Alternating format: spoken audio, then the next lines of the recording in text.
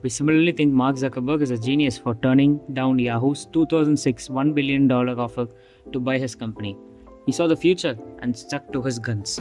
But people criticize Yahoo with as much passion for turning down its own big buyout offer from Microsoft.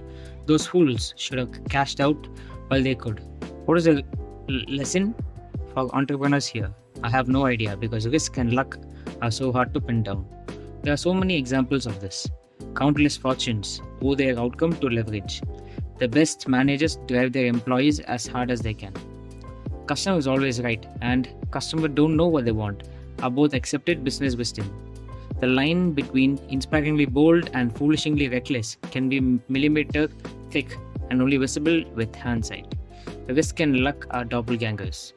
This is not an easy problem to solve. The difficulty in identifying what is luck, what is skill, and what is risk is one of the biggest problems we face when trying to learn about the best way to manage money. But two things can point you in a better direction.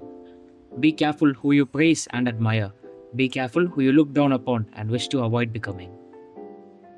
Just be careful when assuming that 100% of the outcomes can be attributed to effort and decisions. After my son was born, I wrote him a letter that said, in part, some people are born into families that encourage education, others are against it. Some are born into flourishing economies encouraging of internship. Others are born into war and destitution. I want you to be successful, and I want you to earn it. But realize that not all success is due to hard work, and not all poverty is due to laziness. Keep this in mind when judging people, including yourself. Therefore, focus less on specific individuals and case studies and more on broad patterns. Studying a specific person can be dangerous because we tend to study extreme examples, the billionaires, the CEOs, or massive failures that dominate the news. And extreme examples are often the least applicable to other situations, given their complexity. The more extreme the outcome, the less likely you can apply its lessons to your own life, because the more likely the outcome was influenced by the extreme ends of luck or risk. You'll get closer to actionable takeaways by looking for broad patterns of success and failures. The more common the pattern, the more applicable it might be to your life. Trying to emulate Warren Buffett's investment success is hard because his results are so extreme that the role of luck in his lifetime performance is very likely high. And luck isn't something you can reliably emulate. But realizing, as we see in chapter 7, that people who have control over their time tend to be happier in life is a broad and common enough observation that you can do something with it. My favorite historian, Frederick Lewis Allen, spent his career depicting the life of the average median American, how they lived, how they changed, what they did for work, what they ate for dinner, etc.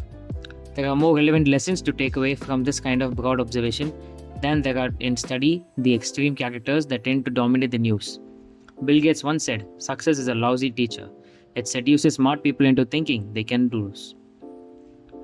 When things are going extremely well, realize it's not as good as you think. You are not invincible, and if you acknowledge the luck brought you success, then you have to become in believing in luck's cousin, risk, which can turn your story around just as quickly.